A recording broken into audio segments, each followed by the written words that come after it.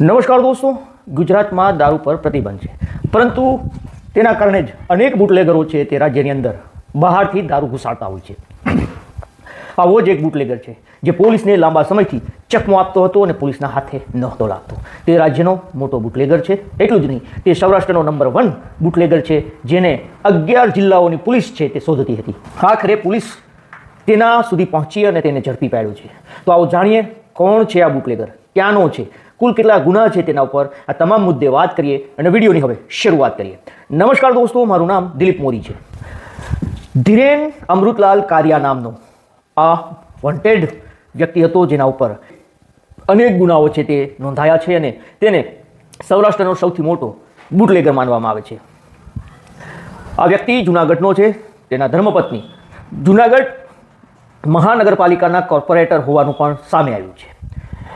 ધીરેન કારિયા પર કુલ 59 ગુના અત્યાર સુધીમાં નોંધાઈ ચૂક્યા છે. જી હા દોસ્તો, 1, 2, 5 નહીં, પરંતુ 59 ગુનાઓ છે તે આ ધીરેન કારિયા ઉપર અત્યાર સુધીમાં નોંધાઈ ચૂક્યા છે.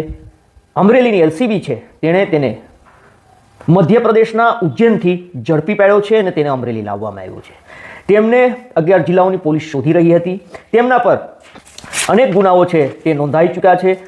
આ ધીરેન કારિયા છે તેના ઉપર ટોટલ 59 ગુના છે, જેમાં 18 ગુનામાં તે વોન્ટેડ હતો.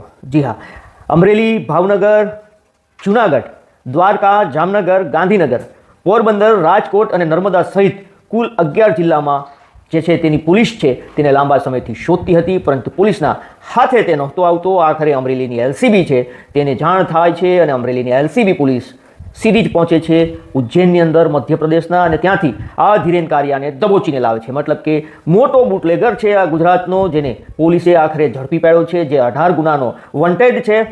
કુલ 59 જેટલા લિસ્ટેડ પ્રોહિબિશનના કેસ તેમના પર અત્યાર સુધીમાં નોંધાઈ ચૂક્યા છે અને તેના કારણે જ રાજ્યના પોલીસ વડા ગીર સોમનાથ પહોંચ્યા હતા, જ્યાં અમરેલી પોલીસને તેમણે સન્માનિત કર્યા છે. ગીર સોમનાથ પોલીસને સન્માનિત કરી છે, કારણ કે ગીર સોમનાથમાંથી 350 કરોડનું ડ્રગ્સ છે તે ગીર સોમનાથ પોલીસે ઝડપી પાડ્યું છે, જ્યારે અમરેલી પોલીસે આ મોસ્ટ વોન્ટેડ જે ગણાતો દારૂનો બુટલેગર સૌથી મોટો તેને અમરેલીની એલસીબીએ ઝડપ્યો છે, જેના કારણે આ બંને પોલીસનું સન્માન કરવામાં આવ્યું છે. અને ગઈકાલે જ રાજ્યના પોલીસ વડા છે તે ગીર સોમનાથ જિલ્લામાં પહોંચ્યા હતા, જ્યાં બંને પોલીસને સન્માનિત કરવામાં આવી છે.